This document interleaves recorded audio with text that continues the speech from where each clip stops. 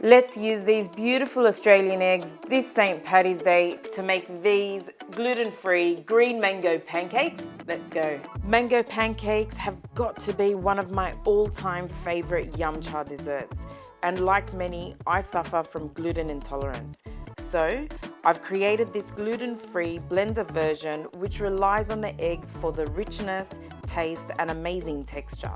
Not to mention the amount of essential nutrients they provide. This is going to be a perfect finger food for your next event or gathering, and the pandan not only adds its earthy flavour but also colours the pancakes green, making it a great St. Patrick's Day themed food. My key tips are low heat, non-stick pan and a little bit of patience to achieve these morsels of deliciousness.